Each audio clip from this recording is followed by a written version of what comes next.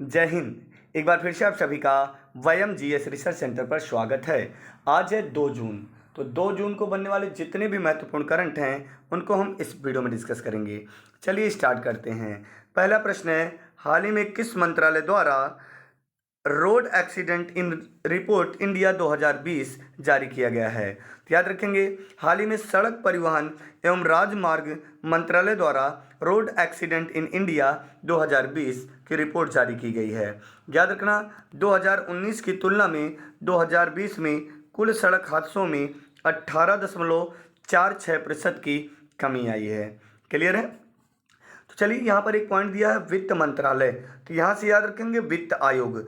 वित्त आयोग अनुच्छेद कितने में है? तो आपका जवाब हो जाएगा वित्त आयोग अनुच्छेद 280 में है। किस में है? 280 में है। Clear point. प्रथम वित्त आयोगी कौन थे? तो प्रथम वित्त आयोग के अध्यक्ष केसी नियोगी थे। और वित्त आयोग के अध्यक्ष की नियुक्ति कौन करता है? तो आपका जवाब हो जाएगा राष्ट्रपति। Clear point. चलिए आगे चलते हैं। संयुक्त राज्य अमेरिका ने 2021-22 में भारत के शीर्ष व्यापारिक भागीदारी बनाने के लिए किस देश को पीछे छोड़ दिया है? याद रखेंगे, भारत के शीर्ष व्यापारिक भागीदारी बनाने के लिए संयुक्त राज्य अमेरिका ने चीन को पीछे छोड़ दिया है।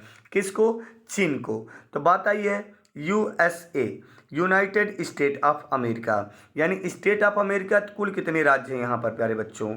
तो 50 राज्य हैं। इन 50 राज्यों में 49वां राज्य है अलास्का, जबकि 50वां राज्य है हवाई द्वीप।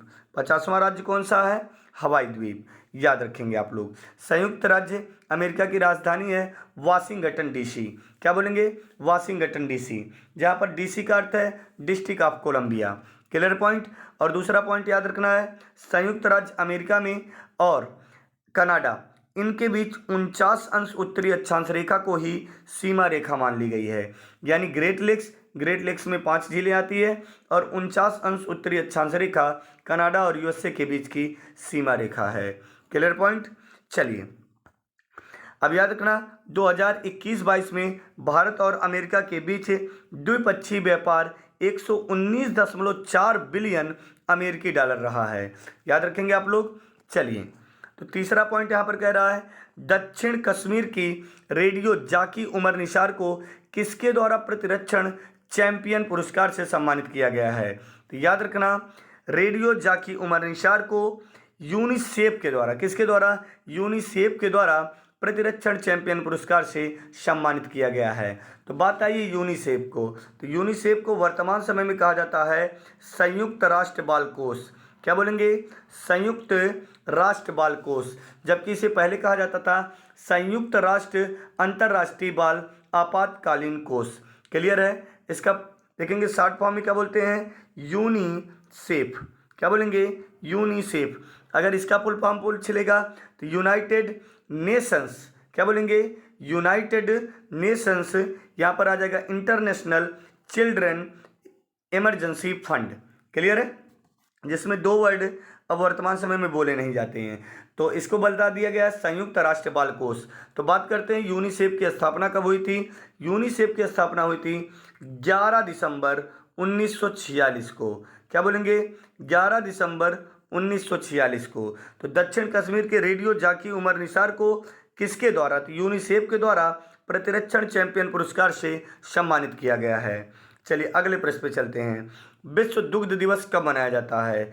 तो विश्व दुग्ध दिवस मनाया जाता है 1 जून को। क्या बोलेंगे? 1 जून को। विश्व दुग्ध दिवस 1 जून को मनाया जाएगा। तो बात करते हैं जो दुग्ध दिवस है तो इसे किस क्रांति से? तो श्वेत क्रांति के नाम से जाना जाता है, श्वेत क्रांति। और श्वेत क्रांति का जनक किसे माना जाता है? तो आपका जवाब हो जाएगा श्वेत क्रांति का जनक डॉक्टर वर्गीज कुरियन को माना जाता है। किसको? डॉक्टर वर्गीज कुरियन को। क्लियर है? विश्व में सबसे अधिक दूध का उत्पादन किस देश में होता है? तो आपका जवाब हो जाएगा भारत। क्या बोलेंगे? भारत। क्लियर है? तो विश्व दुग्ध दिवस कब मनाया जाता है? 1 जून को मनाया जाएगा। चलिए अगले प्रश्न पे चलते हैं। हाल ही में किस फिल्म निर्माता और लेखक को MIFF 2022 समारोह में Shantaram life time achievement award से सम्मानित किया गया है? तो याद रखना, Shantaram life time achievement award से किसे सम्मानित किया गया है? तो संजीव नार्वेकर को। संजीव नार्वेकर को किससे सम्मानित किया गया है? तो Shantaram life time achievement award से सम्मानित किया गया है। क्लियर है? चलिए तो आगे चलते हम लोग। कजाकिस्तान के नूर सुल्तान में भारत ने आईबीएस से जोड़ों में अपना कौन सा मेडल जीता है? तो याद रखना, भारत ने आईबीएस में पहला गोल्ड मेडल जीता है। क्लियर है? किसने जीता? तो आपका जवाब हो जाएगा परमादेश ने। ठीक है ना? कजाकिस्तान के नूर सुल्तान में भारत ने यह पहला जोड़ों में अपना गोल्ड मेडल जीता है। ठीक है, इसलिए ये मोस्ट इंपॉर्टेंट बनता है। नाम याद रखना, परमादेश। क्लियर? किसमें? जोड़ों में। कहाँ पर हो रहा है? तो कजाकिस्तान के नूर सुल्तान में। Clear point? चलिए, भारत और पाकिस्तान के बीच हाल ही में सिंधु जल संधि पर कौन सी द्विपक्षीय बैठक हुई है? तो भारत और पाकिस्तान के बीच सिंधु जल संधि की 118वीं बैठक हुई है। कौन सी? 118वीं बैठक हुई है। याद रखना, सिंधु कहाँ से निकलती है? तो मानसरोवर झील के पास से निकलती है। और याद रखना, इसका 20% भाग भारत यूज करता है, जबकि 80% जल पाकिस्तान यूज करता है। क्लियर है? याद रखेंगे आप लोग। और सिंधु नदी का मुहाना कहाँ पर है, अर्थात गिरती कहाँ पर है? तो आपका जवाब हो जाएगा अरब सागर में गिरती है। क्लियर है? सिंधु की सहायक नदी है, तो आपका जवाब हो जाएगा श्योक नदी। कौन सी? श्योक नदी। आइए, सिंधु की कई सहायक नदियां हैं, तो सबसे पहले हम श्रेणियां देखते हैं। तो सबसे पहले यहाँ पर 3 श्रेणियां हैं ट्रांस हिमालय की: काराकोरम, लद्दाख, जास्कर। तो काराकोरम, लद्दाख और जास्कर के बीच से कौन सी नदी बहेगी? सिंधु नदी। और लद्दाख और काराकोरम के बीच से श्योक नदी आकर मिलती है। तो इस प्रकार से याद रखना, सिंधु की सहायक नदी श्योक, क्योंकि श्योक बहुत ज़्यादा बार पूछा गया प्रश्न है, इसलिए आपको श्योक को बताया जा रहा है। क्लियर है? तो भारत और पाकिस्तान के बीच हाल ही में सिंधु जल संधि की कौन सी द्विपक्षीय बैठक हुई है? तो 118वीं बैठक हुई है। भारत कितना % यूज करता है? 20%। पाकिस्तान 80%। प्रधानमंत्री रोजगार सृजन कार्यक्रम को 13,554 करोड़ रुपए की परिव्यय के साथ किस वित्त वर्ष तक के लिए बढ़ाया गया है? तो याद रखेंगे, प्रधानमंत्री रोजगार सृजन कार्यक्रम को 13,554 करोड़ रुपए की परिव्यय के साथ 2026 तक बढ़ा दिया गया है। कब तक बढ़ा दिया गया है? 2026 तक बढ़ा दिया गया है। Clear point? हाल ही में किस राज्य के मुख्यमंत्री ने नया स्वास्थ्य कल्याण ऐप आयु लॉन्च किया है? तो याद रखेंगे, कर्नाटक के मुख्यमंत्री बसवराज मुंबई। क्या बोलेंगे? कर्नाटक के मुख्यमंत्री बसवराज मुंबई ने नया स्वास्थ्य कल्याण ऐप आयु लॉन्च किया है। तो यहीं पे याद रखना आपको, कर्नाटक के सीएम कौन है? बसवराज मुंबई। जबकि राज्यपाल कौन है? तो राज्यपाल का नाम है थावर चंद्र गहलोत। क्या बोलेंगे प्यारे बच्चों? थावर चंद्र गहलोत। Clear point? तो थावर चंद्र गहलोत। क्लियर? तो हाल ही में किस राज्य के मुख्यमंत्री ने स्वास्थ्य कल्याण ऐप आयु लॉन्च किया है? तो कर्नाटक राज्य सरकार ने।